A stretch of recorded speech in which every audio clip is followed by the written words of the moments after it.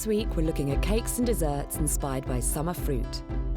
Seasonal desserts that make the most of the fantastic berries growing here and across the globe.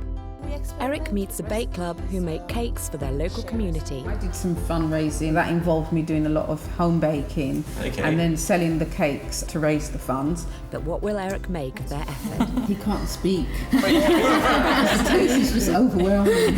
The quick bake today is a twist on a classic summer fruit dessert, Eton Mess. Vanilla. And Eric makes an exotic dessert for the restaurant that changed the Great British Curry forever. That's okay, that's okay. And he has a few covers to cater for. It's a smallish gathering, I say. It's about 150 odd people. 150 people. A small gathering. Okay. Our bake club today get together to bake cakes for their local charities. The community bakers are making a tiered red velvet cake. Oh, there's cocoa everywhere. You've got it all over your t-shirt now. No. The bake club is led by Emma, who originally taught them Buttermilk all. and flour. We're kind of given the idea that we would focus on summer fruits. So because of that, we wanted something summery and then also something that would be kind of colourful. Blend that in. Yep. Okay, that's really nice. We were a very small group and we bonded well from day one and the experience has been great. Community is important in baking and decorating, even if it's just within your family, you know, because there's a lot of sharing involved. Wow. Ooh, that's a lovely colour. The best thing about the club is that we share our trade secrets to getting the perfect cake. A very nice colour. Wow. Smell gorgeous. And you learn a lot more when you come together as a team. A bit wonky. This cake is for eating anyway, it doesn't have to be perfect. I've heard Eric's trained as a chocolatier. I wonder what he'll think of this. If you train as a chocolatier, we might be in trouble. You know? We do take our baking quite seriously and we do really enjoy it, so it'd be really nice to have that recognised. Too much. This is looking really good. That looks sinful. We'll come out with a cake that just beats all the others.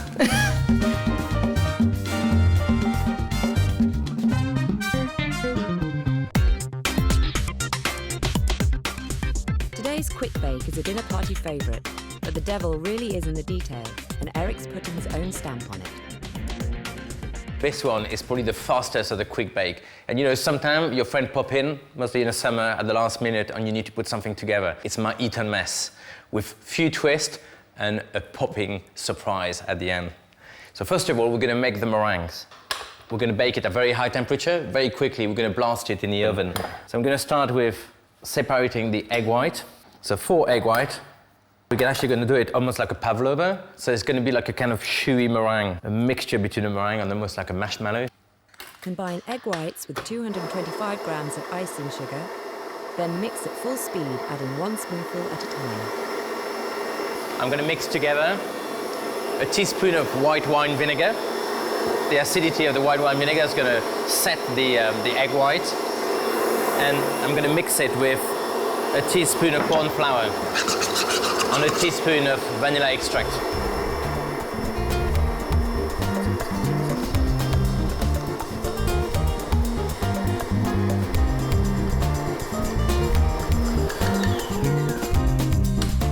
So you can see we've got a lovely glossy meringue, nice and stiff as well. What we're going to do with this one is instead of piping it and cook it at low temperatures like you should do with meringue usually, or even with pavlovas, we're just going to spray it very thinly on a baking sheet and blast it in a hot oven.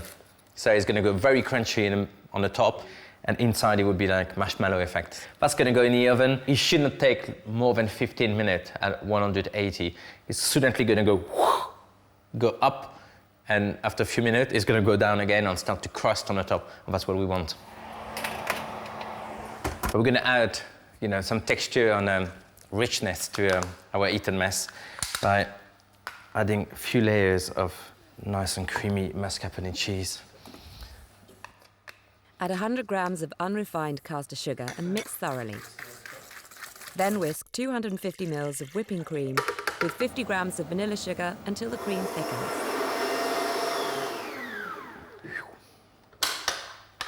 So we got whipped cream, we got mascarpone cheese, sweetened mascarpone cheese. We just need the fruit. Lovely, sexy raspberries here. Crush a third of the raspberries and add some Framboise raspberry liqueur. Good splash. You can't go wrong with a bit of alcohol in a dessert. We want that to cut through the sweetness of the meringue. That's the one who's going to make your tongue go whee! Remove the meringue from the oven and leave to cool briefly. To make it even more special, I'm not going to serve it a boring way in individual dishes. I'm going to do it in a big dish, so people are going to have to go and scoop inside and help themselves. I'm going to start with a layer of cream. We've got the raspberries, and I'm just going to drizzle the crushed raspberry with alcohol, just to give some nice layer. And this is something you have to do at the last minute because you don't want everything to sink in. And the worst it could happen, you don't want to have a soggy meringues. And you can see it's almost like marshmallow. Much, much better than this horrible dry meringue you get from the supermarket. Time for the mascarpone. More.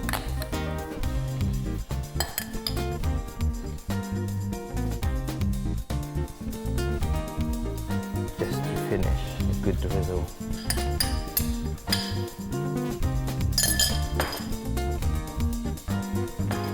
And one last secret ingredient, who's definitely gonna tickle your taste buds, popping candy.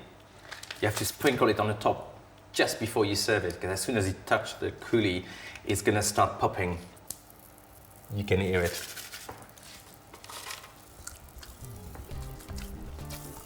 That should be enough to feed, I will say 6 people, but knowing my friend, it's probably 3 people.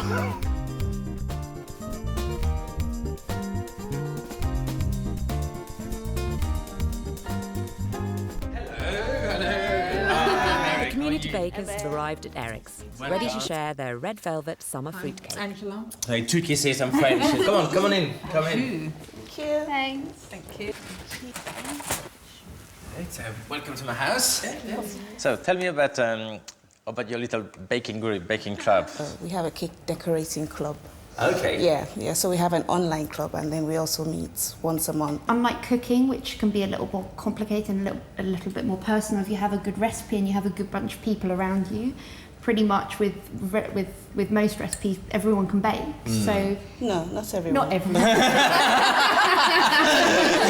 So I think part of your baking, you're raising money as well. You're trying to raise money or for the charities? Or? I did some fundraising. That involved me doing a lot of home baking and then selling the cakes to raise the funds, which went down well. So I did that over a period of 18 months. Oh, congratulations, very good. So we made you a cake.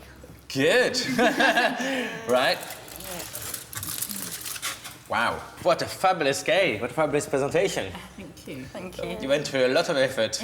Fantastic. Tell me a bit more about it. What did you use and what's the flavour inside? It's a red velvet cake and the buttercream is Swiss meringue buttercream, which we flavoured with fresh raspberries and a bit of raspberry coulis. Good. And then we wrapped it in modelling chocolate and decorated with fruits. It's got a small size.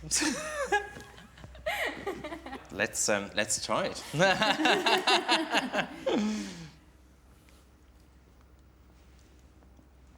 The taste is just overwhelming. It's just amazing. Make sure all the flavours are there. Well, first of all, I have to say, amazing presentation and a great effort. Just the colour, purple and pink, is my favourite colours. And I love the fruit display on the top. And I'm glad as well you used the modelling chocolate on the outside instead to use traditional icing. Mostly white chocolate really worked very well with berries. As for the inside, what a change to get a proper buttercream than having that horrible buttercream and everybody does, but just mixing butter and icing sugar. This one, you can see you went through all the effort to with the Italian meringue and the butter. It's nice and light, and you can taste the fresh berries inside as well.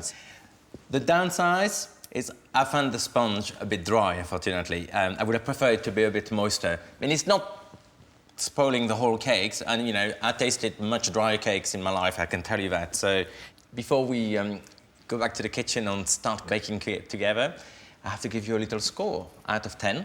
So if you're ready, if you look at the magic screen, we're gonna give you your score. Are you ready? Here we go. Be nice.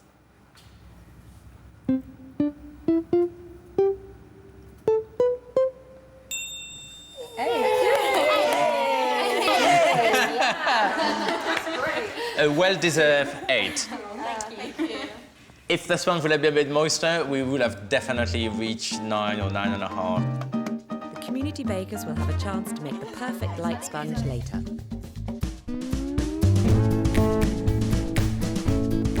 Eric has been invited by a top London restaurant to create a dessert for its 10th year anniversary. The Cinnamon Club was the first of its kind, revolutionising Indian cuisine by combining locally sourced produce with Indian flavours. And the man who started it all is head chef Vivek Singh. So what's the big plan for that evening? Will it be just a few people? Is it? It's a smallish gathering, I say. It's about 150 odd people. 150 people, a small gathering. Okay. No pressure. No pressures whatsoever. 8 courses, 150 people. Finished off with your course. If we're going to have 8 courses, maybe something to clean the palate, something... Quite light, quite fresh, quite fruity. Maybe some nice exotic fruit, something a bit different, maybe unusual, when people will go like, wow, what's that? Great. Oh, very good. Let's do that. In a bid to find the perfect fruit for his dessert, Eric visits Covent Garden. Paul Grimshaw from DDP is used to all sorts of requests and has exotic fruits flown in from all over the world. What are those? They're longuns from Thailand. They look a bit like lychee. Or Yeah, similar flavour yeah. to lychee. They're also called dragon eyes because you can, from a distance, you get the little black... Oh, yes, you get the stone in the middle. stone yeah, inside, yeah. so obviously Can don't I eat... try them? Yeah, please do. Don't eat the stone, though. Wow. It's quite different than lychee. Amazing. Wow. There's some Thai mangoes here. Oh, God, look at the juice coming out. It's like a... So the best way of doing it is just... Really? Suck it in like that.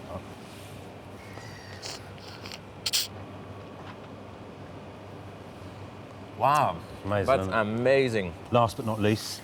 You might not have seen these They before. look like gherkins. They're actually called finger limes. Finger limes? Or you may hear them called lime caviar. Okay. Look completely uninteresting and unexciting from the outside. Yeah. Inside, Oh, wow, look at that. Oh, they look amazing.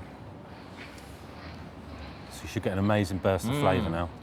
With his taste buds tingling and ideas brimming, Eric joins the kitchen team at the Cinnamon Club for the banquet set. Hi, how are you? Welcome, Eric. Nice to see you again. Nice to good? see you too. It's all happening? Yes, it's all happening. The kitchen are already hard at work on the first set of dishes. Hi, guys. He briefs his team to help him create a summer fruit dessert for 150 diners. Very nice, isn't it? The first of the 8 courses arrive. Will Eric's summer fruit dessert live up to expectations? The whole concept is really like putting your head through a waterfall, just freshness and more freshness to it. So I'm going to start first of all with this fresh rambutan, and they've just been poached lightly in a sugar syrup. He adds raspberries to the rambutans and then pours in a coconut milk and lemongrass infusion. Okay, and just to boost the flavour, I've got a bit of desiccated coconut here. And again, that's to give you a bit of texture through, when you bite it through it, it's not just going to be the liquid, it's going to be as well, the little bits of coconut inside. He pipes a rose petal mousse into the glass made from a subtle mix of cream, milk and rose petal essence. Okay, so now we're going to put the different topping. So for the crunch, I got some crushed meringue. He carefully places the crunchy meringue, freeze-dried raspberries and more rambutan on top of the mousse. And finally, just a light sprinkle of the lime caviar on the top.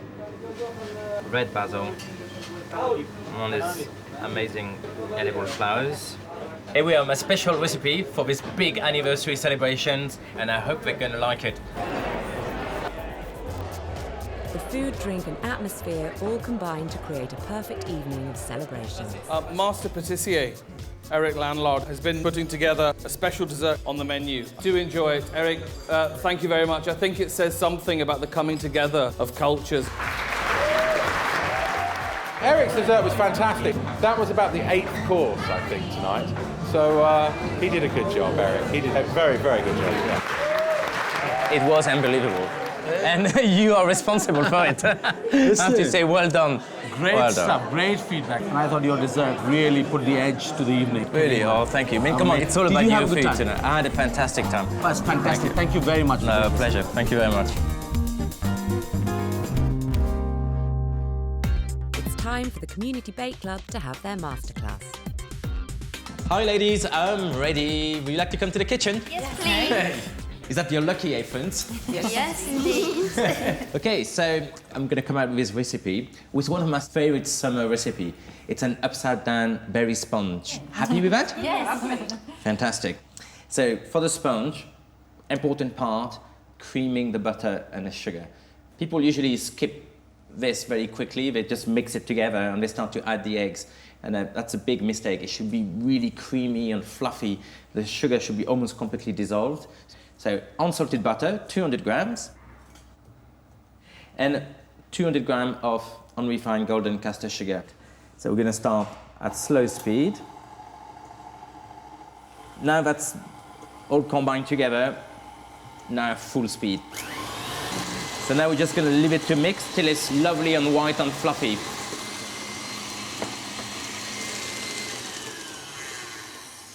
You can see the difference of colour already. It's nice and pale and fluffy. I'm just going to break my eggs. So we need 5 eggs for this one. That's one thing you have to be very careful, about having all the ingredients at the right temperatures. A lot of people start to put they got the soft butter and they put the cold eggs inside. And of course, 5 cold eggs going to suddenly set the butter, and the butter is going to solidify and it's going to all go crumbly and it's going to start to look like scrambled eggs. Beat the eggs and add a teaspoon of vanilla extract and the seeds of a vanilla pod. Then whisk at a slow speed, adding a small amount of the egg mixture at a time. Sift in 200 grams of self-raising flour. And we don't want to over-mix it. So that's why I put all the flour in one go. If you put the flour a little bit at a time, you're going to be mixing and mixing again, and you're going to lose all the lovely fluffiness. The next step is to get our tin ready. And I'm going to grab lovely berries. They're all quite tart berries. They're not that sweet. The strawberry is probably the sweetest one of all of them. I'm going to add a bit of sweetness by covering the base of our tin with some golden syrup. So we're adding 2 tablespoons of the golden syrup. I'm trying to be a bit artistic with the whole thing. So I'm not going to cut the berries. I'm just going to put them straight in. Keep in mind, it's going to be upside down. So try to mix the colors and make sure everything's going to look pretty when you turn it down.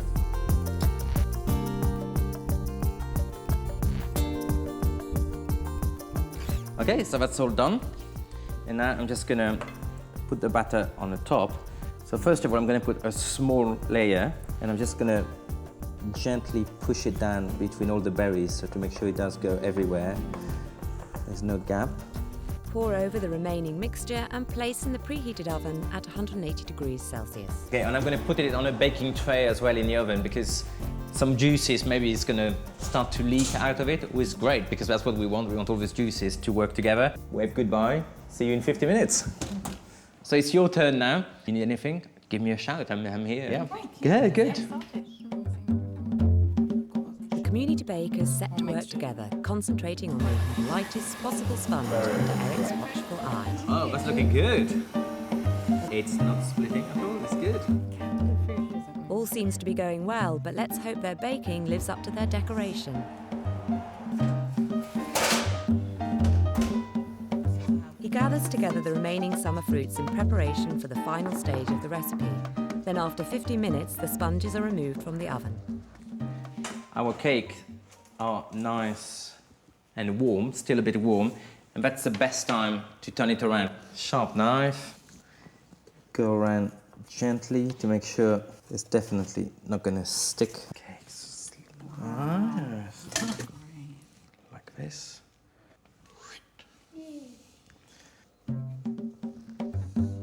Peel the...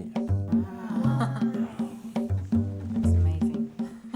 And it's your turns. It smells Interesting.